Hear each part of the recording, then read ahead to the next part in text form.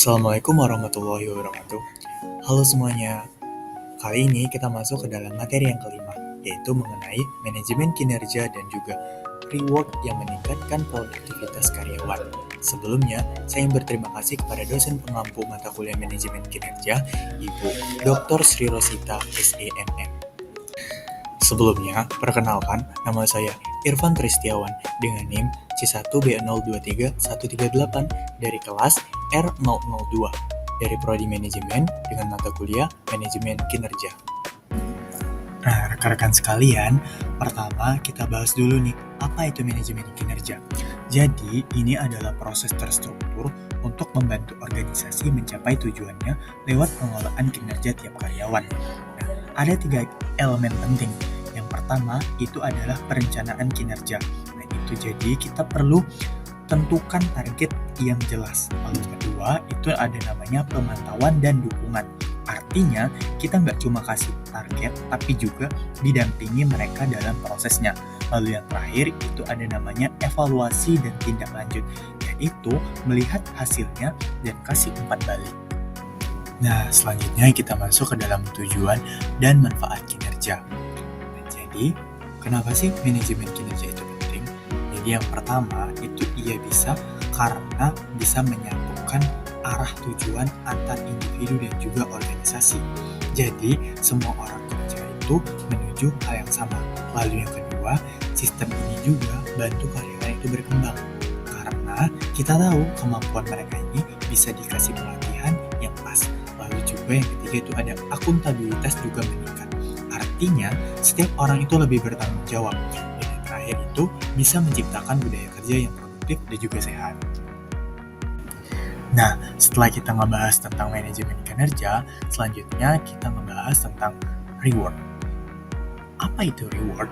Nah, jadi reward itu atau penghargaan itu adalah bentuk apresiasi buat karyawan yang udah berkontribusi lebih.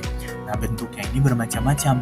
Ada yang berbentuk finansial seperti bonus dan juga insentif, ada juga yang berbentuk non-finansial seperti pujian dari atasan, promosi jabatan, ataupun kesempatan ikut pelatihan. Yang penting karyawan ini merasa dihargai. Rekan-rekan sekalian, kalian tahu nggak sih kenapa reward itu penting? Nah, jadi reward itu penting karena yang pertama, karena bisa meningkatkan namanya motivasi. Jadi, orang yang merasa dihargai itu pasti lebih bersemangat. Lalu yang kedua, reward ini bisa juga namanya memperkuat loyalitas. Jadi, karyawan itu gak gampang buat pindah kerja. Lalu yang ketiga, itu karyawan, maksud saya reward, itu membentuk budaya yang saling menghargai. Dan yang terakhir, reward itu bikin orang terus berkembang karena mereka tahu usaha mereka itu dilihat dan juga dihargai.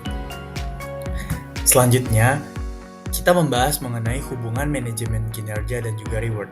Ada 3 poin penting yang harus kita ketahui. Pertama, kinerja yang baik itu harus dihargai.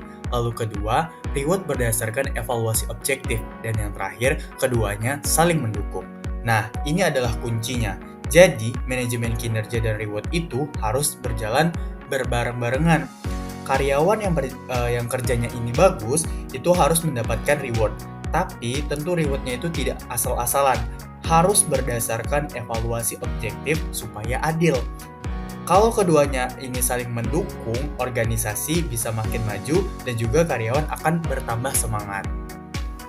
Nah, rekan-rekan sekalian, kalian bisa lihat di sini adalah salah satu contoh studi kasus dari PT Nutrifood Indonesia.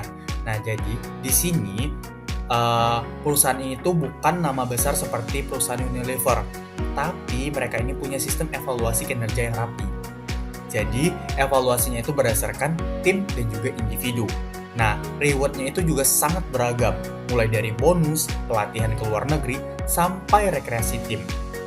Hasilnya, karyawan itu menjadi lebih betah dan juga kolaborasinya mereka itu jadi lebih tinggi.